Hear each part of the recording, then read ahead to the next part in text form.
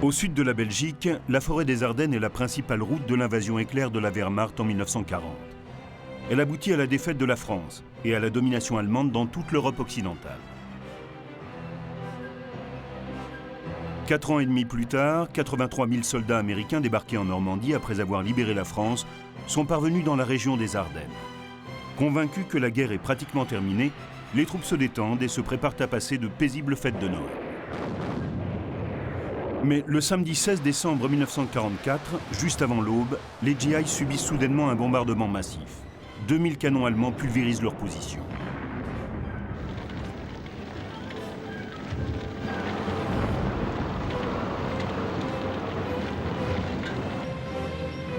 À 5h30 du matin, les troupes d'assaut allemandes, regroupées dans le plus grand secret, se mettent en marche. Elles réunissent 275 000 hommes et plus de 2000 panzers. La contre-offensive allemande, dite von Rundstedt, du nom du maréchal qui en est officiellement responsable, mais ne participera pas à l'action, appelée plus tard Bataille des Ardennes, vient de commencer. Hitler joue là sa dernière carte sur le front de l'Ouest. Son objectif, diviser les forces anglo-américaines pour stopper leur progression en Allemagne. S'il échoue, l'Allemagne perd le meilleur de ce qui subsiste de la Wehrmacht après 4 ans de guerre. Et il s'expose en outre à une défaite sur le front de l'Ouest, comme sur celui de l'Est. C'est au général Omar Bradley que le commandant en chef des forces alliées, Dwight Eisenhower, confie la mission de contrecarrer les plans allemands. Tandis que c'est au feldmaréchal Walter Model qu'Hitler ordonne de frapper un coup décisif. Le résultat va en être un face-à-face capital entre ces deux chefs respectés par leurs troupes. Le 6 juin 1944, le débarquement des forces alliées en Normandie et leur déploiement rapide de part et d'autre du nord-ouest de l'Europe au cours de l'été, puis du début de l'automne, ont d'abord fait croire au commandement allié que l'Allemagne était sur le point de s'effondrer. Le général Omar Bradley, commandant du 12e groupe d'armée, est pour sa part convaincu que la route lui est grande ouverte jusqu'à Berlin. Quant au feldmaréchal Walter Model, qui a succédé le 17 août comme commandant du front occidental au feldmaréchal Gunther von Klug, il sait au contraire que la défaite est possible et ne sous-estime pas la situation. Il hérite d'une armée découragée, sévèrement réduite et totalement désorganisée, dont beaucoup d'hommes se rendent en masse ou battent en retraite. Du jamais vu dans la Wehrmacht.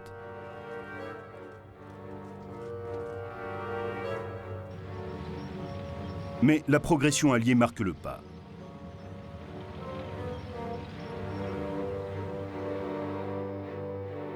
Le général anglais Bernard Montgomery demande instantanément une poussée rapide et en masse en direction de la Ruhr, tandis que le général américain George Patton se déclare favorable à une progression rapide jusqu'au cœur même de l'Allemagne, à travers la Sarre, riche en mines de charbon.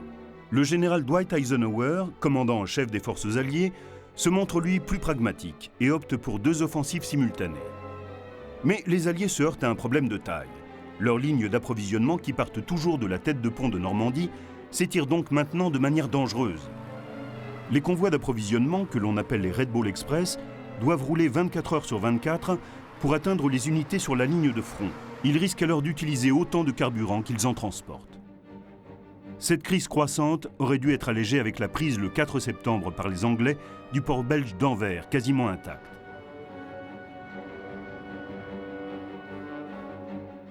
Mais Montgomery n'est pas parvenu à s'emparer de l'estuaire de l'Escaut, par lequel Anvers communique avec la mer.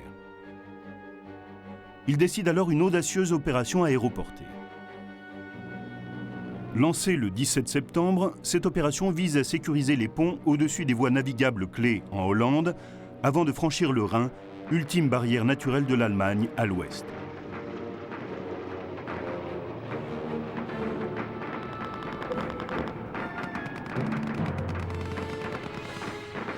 Mais l'opération est un échec. S'y ajoutent les problèmes de ravitaillement des Alliés qui contribuent à ralentir leur progression vers l'Allemagne. L'estuaire de l'Escaut n'est contrôlé qu'à la fin du mois de novembre, permettant enfin aux gros cargos d'accéder au port d'Anvers. Mais il est alors trop tard pour maintenir la vitesse de l'avance alliée.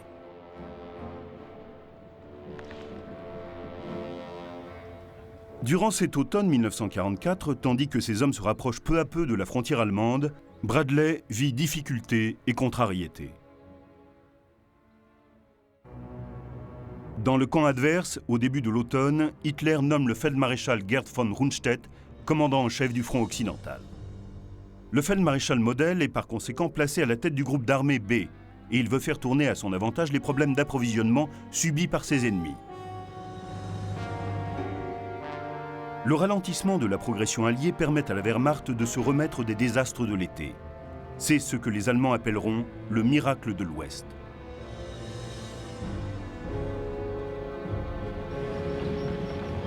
En passant la frontière allemande, les armées alliées se heurtent alors à une résistance de plus en plus farouche, notamment à Aix-la-Chapelle, puis dans la forêt de Hüttgen, où les combats se prolongent durement.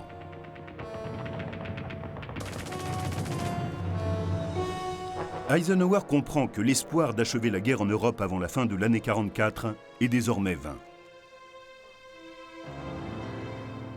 Plus grave, Adolf Hitler est sur le point de lancer une contre-offensive majeure.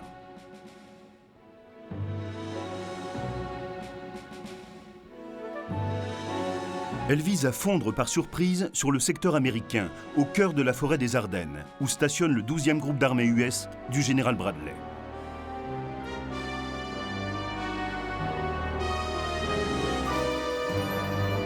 Cette offensive va conduire Bradley et Model à un affrontement direct.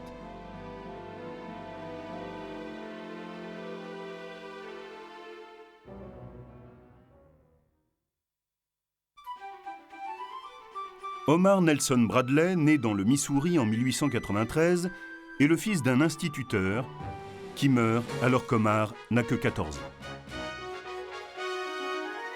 Il rejoint l'académie militaire de West Point en 1911 et fait partie de la même promotion qu'Eisenhower. Les deux élèves obtiennent brillamment leur diplôme en 1915. Bradley choisit l'infanterie et durant la Première Guerre mondiale, il commande un bataillon qui n'est pas engagé. En 1920, il retourne à West Point comme professeur de mathématiques. De 1924 à 1934, il sert dans des fonctions d'état-major avant de prendre un commandement d'infanterie.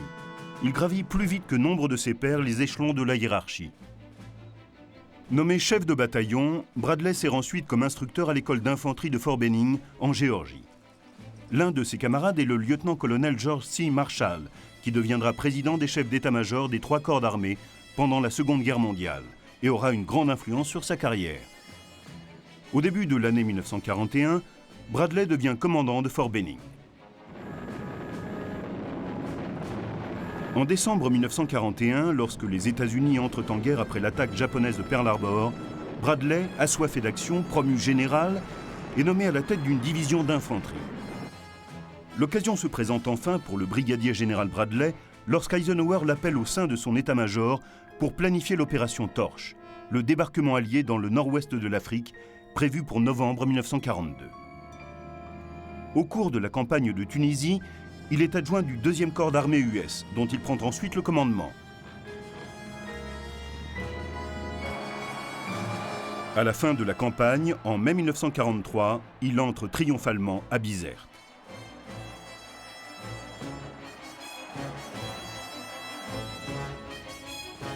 Il commande le 2e corps d'armée durant l'invasion de la Sicile en juillet 1943. Ses compétences lui valent d'être nommé à la tête de la première armée américaine pour l'opération Overlord, en d'autres termes, le débarquement des forces alliées en Normandie. Le 6 juin 1944, il est au milieu de ses hommes et dirige les vagues de débarquement. La première armée s'enfonce ensuite dans les terres et mène des combats difficiles dans le bocage normand, farouchement défendu par les Allemands.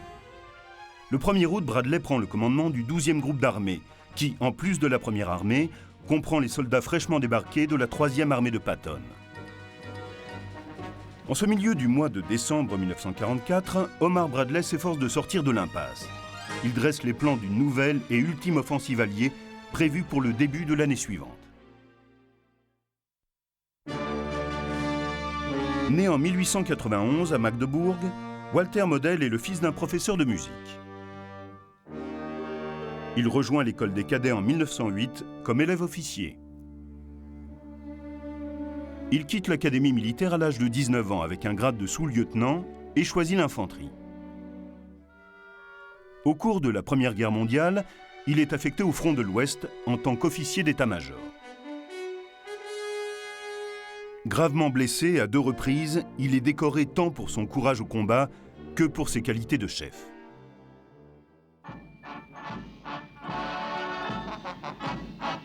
Après la guerre, il reste au sein de la Reichswehr et est nommé lieutenant-colonel en 1932.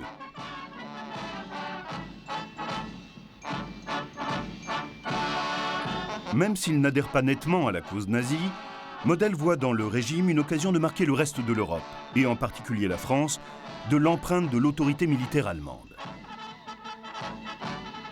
En 1934, le colonel Walter Model prend la tête d'un régiment d'infanterie. En tant qu'officier d'état-major, il joue un rôle clé dans l'élaboration de la Blitzkrieg, qu'il transforme en doctrine pour la guerre future.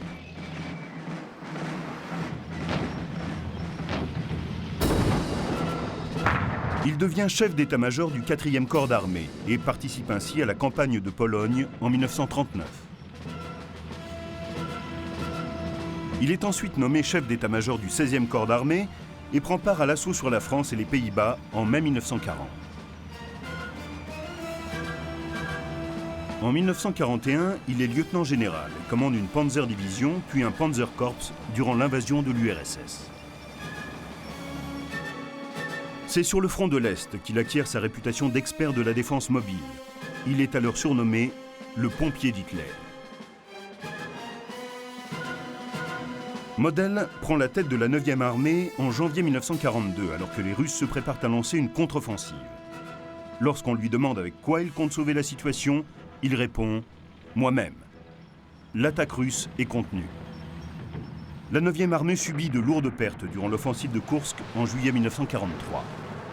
Mais les difficultés et les souffrances de l'armée allemande s'aggravant entre l'été 1943 et 1944, Hitler devient de plus en plus dépendant de la loyauté de Model et de son savoir-faire en matière de défense. Les compétences de Model lui valent l'admiration du Führer, qui fait de lui le plus jeune feldmaréchal de l'armée allemande en mars 1944. En août de la même année, face à l'effondrement des défenses allemandes sur le front occidental, Hitler fait une fois de plus appel à Model.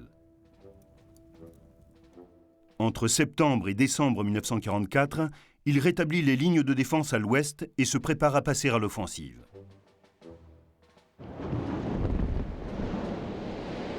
Ainsi, chacun de leur côté, Model et Bradley se préparent à affronter le plus grand défi de leur carrière. Au début du mois de décembre 1944, Eisenhower et ses principaux commandants comprennent que la progression alliée vers le Rhin prendra du temps. Ils restent toutefois optimistes. Les services de renseignements alliés estiment que les forces allemandes à l'ouest perdent encore 9000 hommes chaque jour. Eisenhower et ses subordonnés conviennent qu'en dépit de nouvelles poches de résistance acharnées, la Wehrmacht est néanmoins sur le point de s'effondrer. L'état-major de Montgomery conclut de son côté que l'ennemi est dans une mauvaise passe et qu'il ne peut pas préparer d'offensive majeure.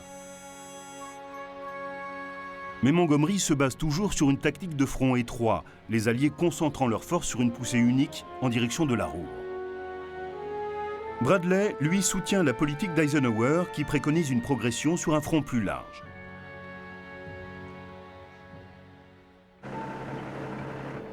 Les Ardennes se retrouvent par conséquent au centre d'un compromis stratégique.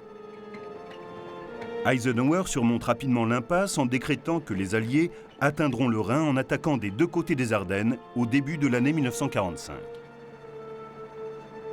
Au début du mois de décembre, la ligne de front alliée s'étire sur plus de 300 km. Eisenhower décide alors de réduire ses forces dans les 130 km du secteur central des Ardennes. Considéré comme l'endroit le plus sûr de la ligne de front, il est tenu par 83 000 GIs du 12e groupe d'armée commandé par Bradley. Composé en majeure partie de bataillons d'infanterie, ce groupe d'armée arrive tout juste des États-Unis. Certains de ces soldats n'ont jamais vu le feu, d'autres se remettent de combats difficiles qu'ils ont menés au nord, dans la forêt de Hütgen. Bradley dispose de 250 chars Sherman armés d'un canon de 75 mm. Ils sont utiles contre le Panzer Mark IV allemand, mais ne sont pas adaptés aux Panzer Panther et Tigre, plus lourdement armés. Il dispose en outre de 500 pièces d'artillerie de tout calibre.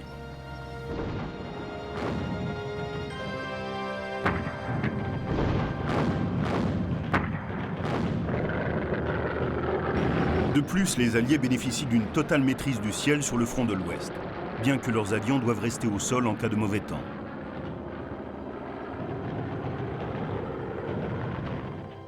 Pour Bradley, tenir les Ardennes avec si peu de troupes est un risque calculé. L'un de ses commandants de corps a, à partir de ses sources de renseignements personnels, exprimé ses craintes face à la possibilité d'une attaque allemande. Mais Bradley estime que ces avis vont à l'encontre du point de vue global des Alliés.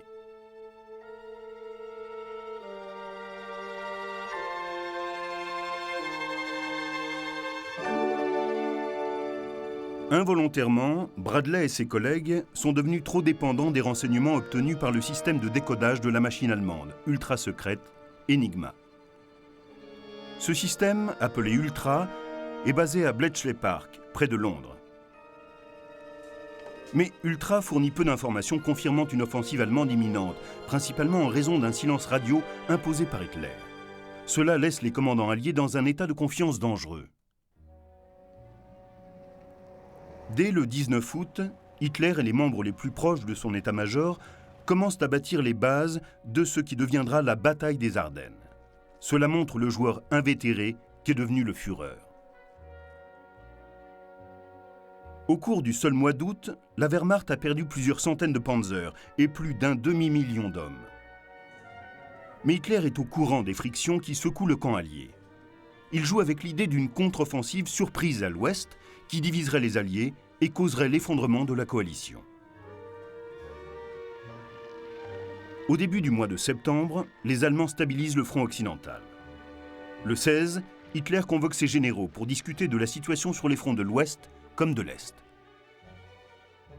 Le Führer déclare à son auditoire stupéfait qu'une poussée de forces blindées écrasantes se prépare à scinder les Alliés en progressant vers la ville d'Anvers.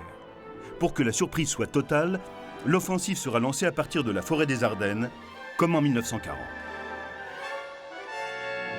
Mais le bombardement allié des usines de pétrole artificiel allemandes fait que l'on attribue aux unités participantes à l'offensive prévue à peine un quart du carburant qui leur serait indispensable. Pour pouvoir gagner, Model doit donc s'emparer des dépôts de carburant américains afin de réapprovisionner ses panzers. S'il n'y parvient pas, c'est la panne sèche.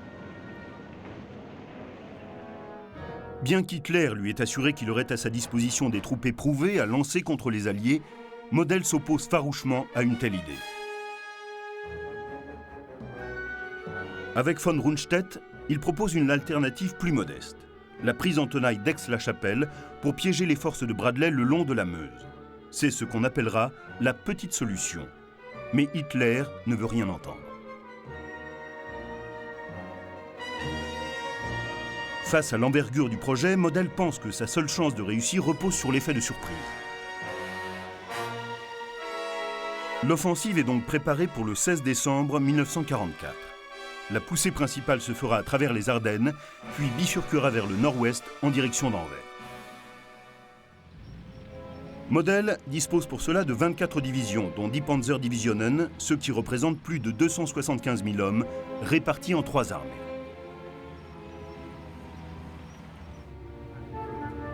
L'Oberstgruppenführer SS Sepp Dietrich et sa 6e Panzerarmee doivent attaquer au nord. Le général Hasso von Monteuffel, qui commande la 5e Panzer au centre, doit s'emparer de la ville de Saint-Vith, traverser l'Our et venir renforcer les troupes de Dietrich. La 7e armée du général Erich Brandenberger doit protéger le flanc gauche de von Monteuffel pendant sa progression. Les forces allemandes comprennent en tout 2600 blindés, dont le redoutable Mark VI Tigre et le Mark V Panther, ainsi que des canons automoteurs. Sur les instructions d'Hitler, Model a concentré 2000 pièces d'artillerie pour assurer un bombardement préliminaire dévastateur et soutenir l'assaut des divisions blindées. Model dispose d'environ 2000 avions, ce qui n'est pourtant pas suffisant pour contrecarrer la suprématie aérienne écrasante des Alliés. Le commandant allemand compte beaucoup sur la ruse et le secret. Le nom de code de l'attaque est Wart am Rhein, garde du Rhin. La diffusion de fausses informations fait croire aux Alliés que l'activité allemande est purement défensive. Les 5e et 6e Panzer sont toutes deux concentrées à bonne distance de leur position de départ, ce qui trompe encore les Alliés. Hitler interdit les communications radio concernant la future offensive. Les messages sont délivrés par des officiers escortés d'agents de la Gestapo. Pour la concentration finale des troupes sur le front, les officiers de l'état-major allemand orchestrent une progression qui s'étend sur 3 jours. Les troupes n'avanceront qu'à la nuit tombée, se cachant le jour dans la forêt. L'opération Condor est montée spécialement pour compléter la ruse. Des commandos anglophones, vêtus d'uniformes américains, mènent des actes de sabotage dans les lignes arrières américaines. Dirigé par le colonel SS Otto Skorzeny, chef d'un commando spécialement constitué, l'opération vise à créer le maximum de confusion et de panique parmi les troupes de Bradley. À la mi-décembre, il semble évident que le moral et la valeur des troupes qui, de chaque côté, se préparent à s'affronter, auront un rôle déterminant dans l'issue de la bataille.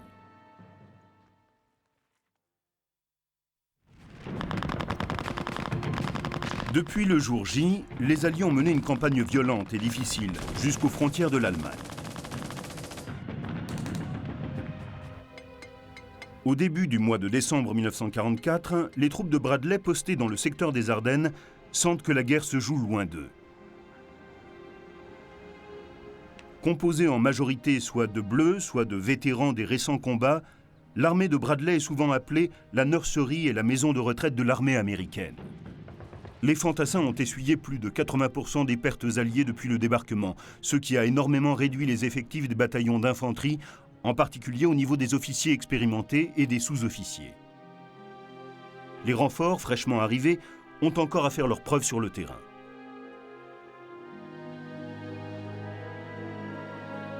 Malgré cela, le moral reste bon au sein des troupes alliées. À la mi-décembre 1944, les hommes de Bradley se détendent à l'approche de fêtes de Noël qu'ils prévoient relativement paisibles.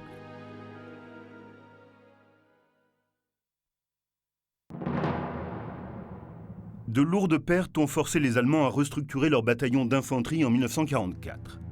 Hitler a ainsi créé les divisions de Volksgrenadiers qui recrutent les hommes de 16 et 17 ans jusque-là exemptés. D'autres viennent de la Luftwaffe ou de la Kriegsmarine. La plupart sont hâtivement entraînés et connaissent très peu les tactiques d'infanterie. Cependant, pour bien des troupes allemandes obéissantes aux ordres du Feldmaréchal Model, la situation s'est nettement améliorée depuis le miracle de l'Ouest en octobre 1944. Elles se sont défendues avec beaucoup de professionnalisme et de courage. Elles ont réussi l'impossible et fait payer sévèrement aux Alliés chaque mètre de leur progression.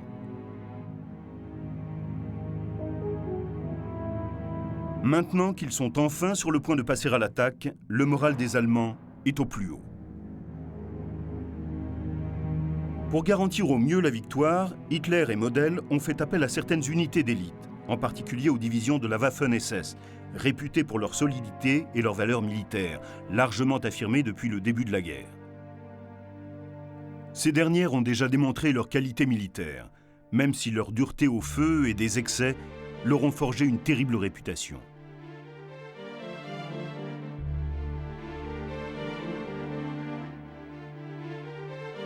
Model dispose également d'unités de parachutistes et des fameuses Panzer-Divisions de la 5e armée du général von Manteuffel, qui montrent toujours une grande assurance, en particulier depuis qu'elles savent que leurs chars Panthère et Tigre sont supérieurs aux Sherman américains.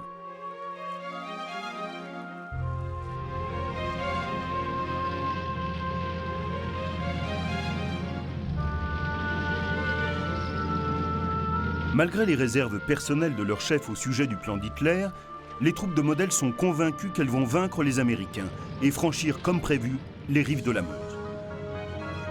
Au soir du 15 décembre 1944, les forces allemandes se mettent en marche vers leur position d'attaque.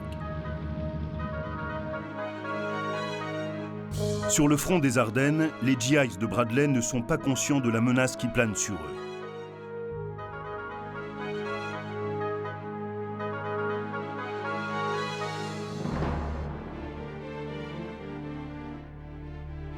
Entre l'insouciant Omar Bradley et le résolu Walter Model, va bientôt éclater une lutte sanglante et sans merci.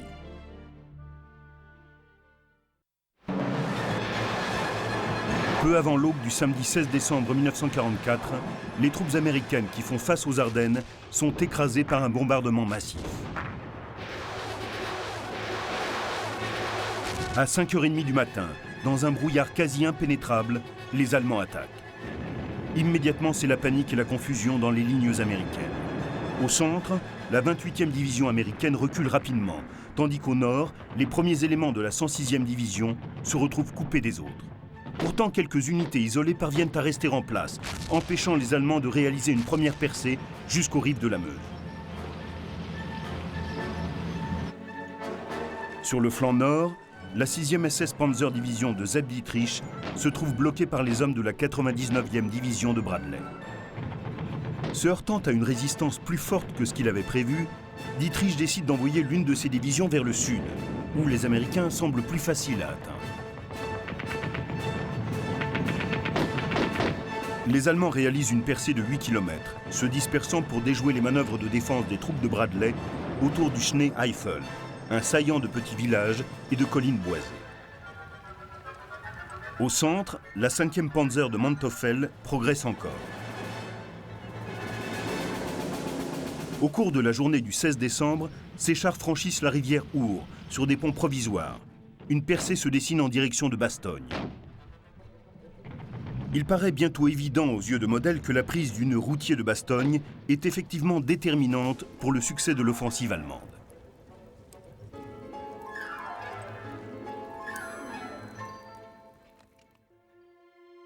À son quartier général, à 50 km de l'action, Bradley n'a pas su évaluer l'amplitude de l'offensive de Model. Il pense au départ qu'il s'agit d'une simple attaque, menée par quelques têtes brûlées.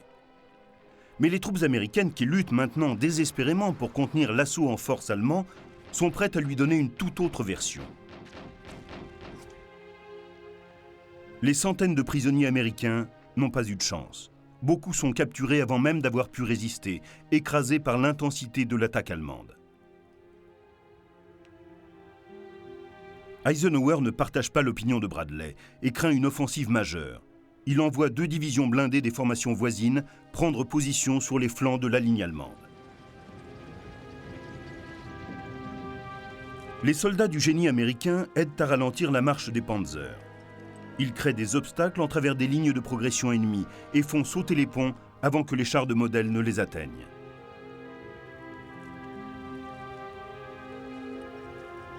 Cela permet aux troupes de Bradley de gagner un temps précieux. Elles se réorganisent et font venir des renforts, tandis qu'en tête de l'offensive, les panzers de la 5e armée de Manteuffel progressent toujours vers Bastogne. Pendant ce temps-là, les commandos SS d'Otto Skorzeny sèment la panique. Utilisant des camions et des jeeps américains, ils détruisent tout sur leur passage. Les Américains trouvent une solution brutale, mais simple. En application des lois de la guerre, tout Allemand capturé portant un uniforme américain sera exécuté comme espion, sans aucune exception. Au bout de 48 heures de combat, les troupes de Model qui ont échoué au nord et au sud se canalisent à l'ouest vers le saillant, ce qui les prive du chemin le plus court pour atteindre la Meuse.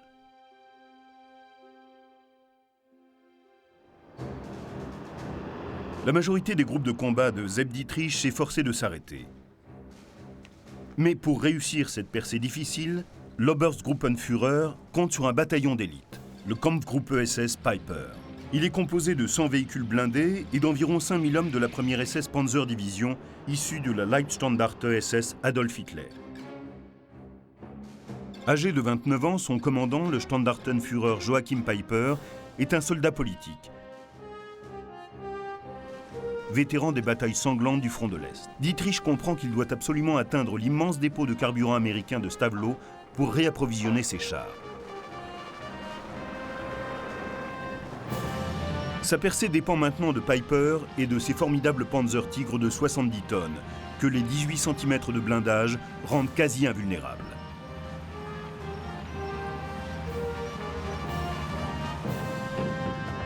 Tard, le 16 décembre, Piper se met en marche. Lancé en direction de la Meuse, son groupe de combat progresse à grande vitesse.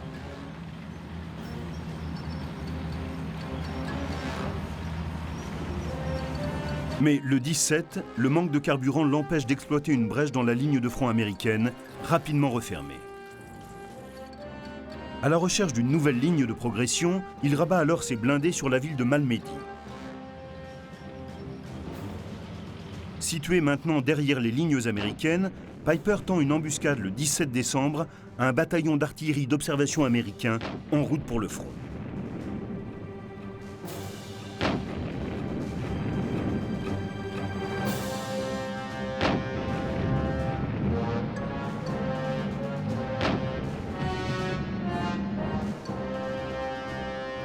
Les soldats qui survivent à l'attaque et se rendent sont froidement abattus.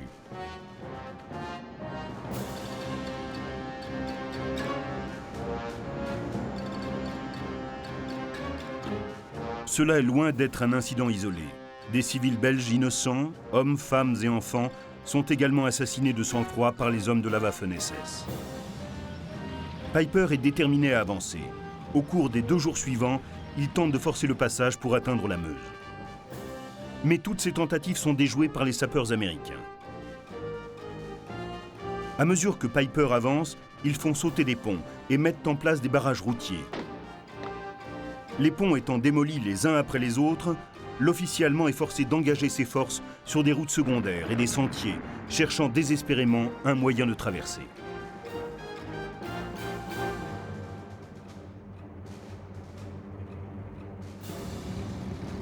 Piper ne peut s'empêcher de maudire ce fichu génie américain.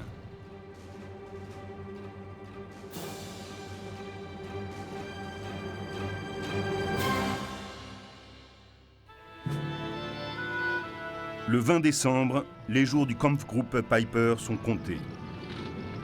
Avant le soir du Nouvel An, il aura cessé d'exister. Model comprend qu'il s'agissait du dernier sursaut de la 6e Panzer de Dietrich dans le nord des Ardennes. Mais dans le sud, les hommes de Bradley mènent une autre bataille décisive autour de Saint-Vith.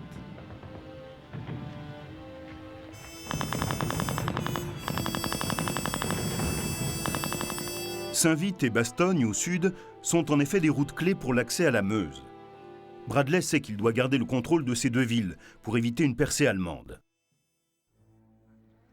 Il se tourne alors vers Patton, qui commande la 3e armée dans le sud des Ardennes, et lui ordonne de lancer 3 de ses divisions vers le nord, en direction de Bastogne. Le 20 décembre, au même moment, Eisenhower place Montgomery à la tête des forces alliées sur le flanc nord des Ardennes. Le 30e corps d'armée britannique rejoint alors la bataille en déployant ses forces pour protéger les gués sur la Meuse.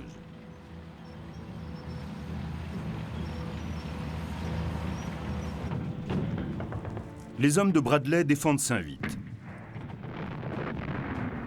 Bien que la ville tombe aux mains des Allemands le 23 décembre, sa garnison a permis aux Alliés de gagner un temps précieux pour renforcer le flanc nord du saillant.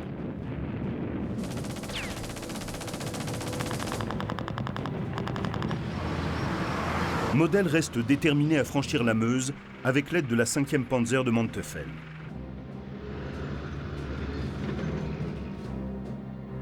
Le feldmaréchal sait que pour venir à bout des défenses de Bradley et arriver à ses fins, il doit absolument s'emparer de Bastogne.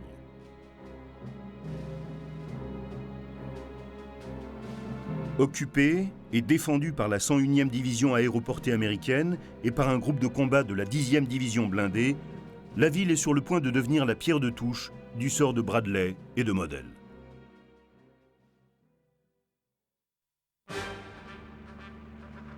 Dans la région des Ardennes, Bastogne est un centre de communication clé. Bradley sait qu'en gardant le contrôle de cette ville, qui inclut le plus grand nœud routier et ferroviaire de la région, il peut empêcher la progression de Model vers la Meuse, donc déjouer la totalité de l'offensive allemande. Mais Model a d'autres plans, et il presse la 5e Panzer de Manteuffel de s'emparer le plus vite possible de la ville.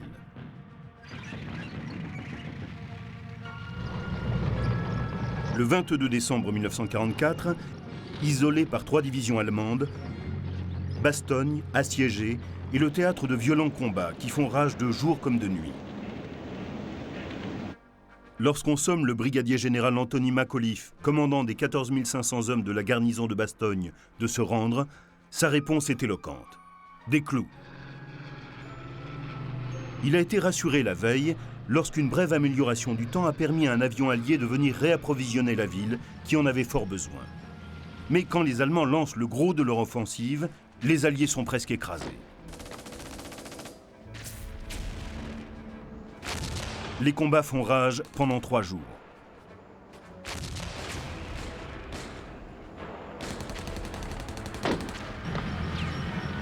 Les troupes de Model sont sur le point de l'emporter et de s'emparer de Bastogne.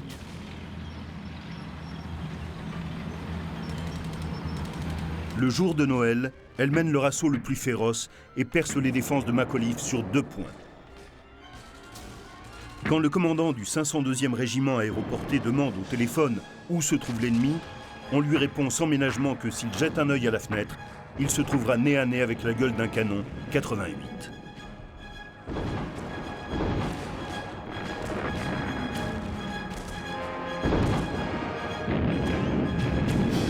Mais les défenseurs tiennent bon. Et l'assaut allemand est stoppé.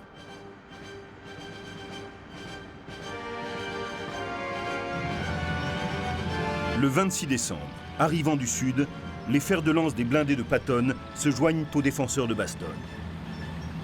Grâce à un tour de force logistique, Patton est parvenu à amener dans le nord la quasi-totalité de sa 3e armée. Il perce un trou béant dans l'axe sud de la ligne de progression de Model. Les formations blindées allemandes postées dans l'ouest de Bastogne sont maintenant isolées et à court de carburant, ce qui les rend vulnérables aux contre-attaques alliées. Ils vont être la cible d'un bombardement précis de l'artillerie de Bradley. Pire, le ciel couvert et le brouillard qui avaient jusque-là protégé les attaquants des représailles aériennes s'éclaircissent. Les blindés de Model deviennent soudain une cible facile pour les chasseurs et les bombardiers américains.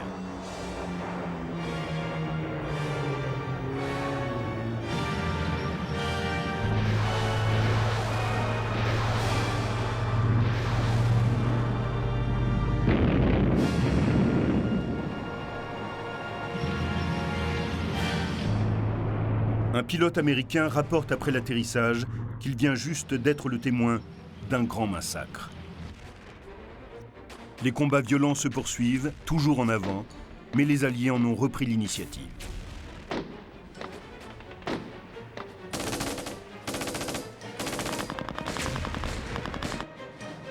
Bastogne est sauvée. Les troupes de Bradley ont empêché une percée allemande vers la Meuse et au-delà. Eisenhower planifie maintenant des attaques simultanées depuis le nord et le sud, devant se rejoindre à Oufalise pour prendre le saillant en tenaille.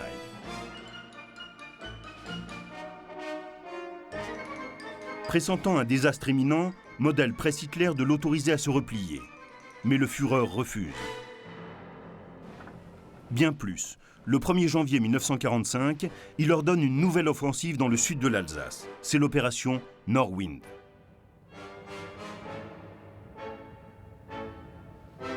L'attaque échoue et Model perd 25 000 hommes.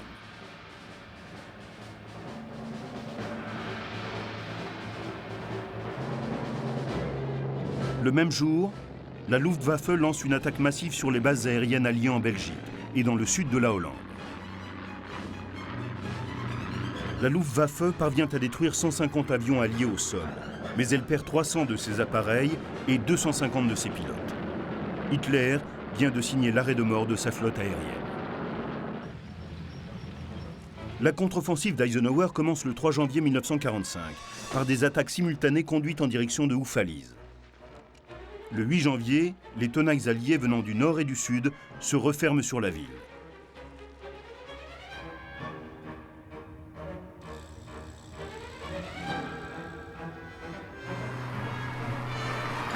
Model ordonne le repli de toutes ses unités blindées restantes.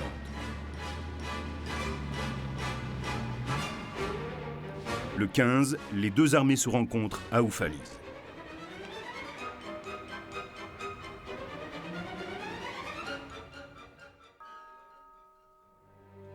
Une fois les forces alliées réunies, le saillant des Ardennes est quasiment éliminé. Le 18 janvier, la ligne de front alliée retrouve sa position initiale.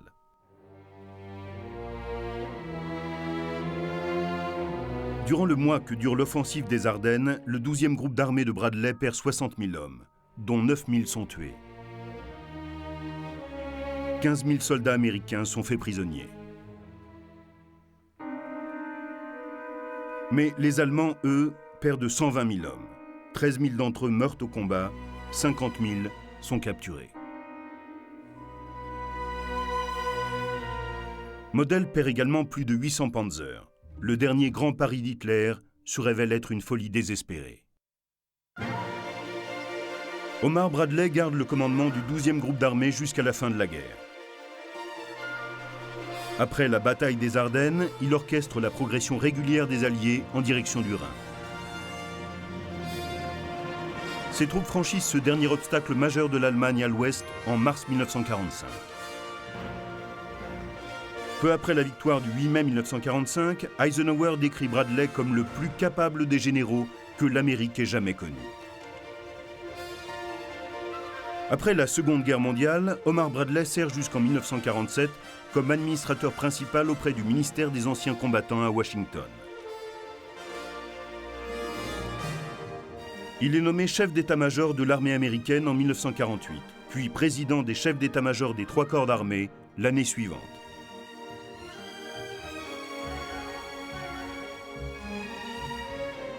Il participe alors activement à la formation de l'OTAN et au conflit en Corée.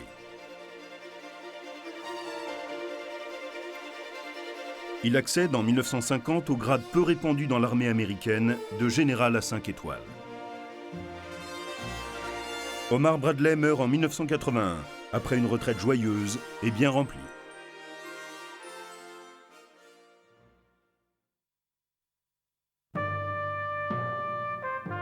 Model continue à commander le groupe d'armée B après l'offensive des Ardennes, et il organise un repli adroit, cette fois, de l'autre côté du Rhin. Mais en avril 1945, ce qui reste de son armée est pris au piège dans la poche de la Ruhr. Alors que ses troupes sont encerclées, le général américain Matthew Ridgway lui propose la reddition. Mais Model choisit le suicide.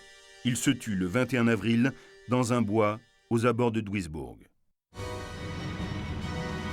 La contre-offensive des Ardennes, ou la bataille des Ardennes, fut le dernier grand pari du Troisième Reich d'Adolf Hitler. Au départ, l'attaque allemande fit penser aux victoires stupéfiantes de la Blitzkrieg en 1939 et 1940. Mais Hitler ne parvint pas à comprendre que les Ardennes, en cet hiver 1944, étaient très différentes de ce qu'elles étaient au début de l'été 1940. Une fois les Alliés remis de ce chaos initial, leur écrasante supériorité en hommes et en matériel voua l'offensive allemande à l'échec. Pour Omar Bradley, la bataille fut un succès, mais aussi un amendement et une expérience difficile. Pour Walter Model, elle se révéla être un face-à-face désespéré et finalement désastreux.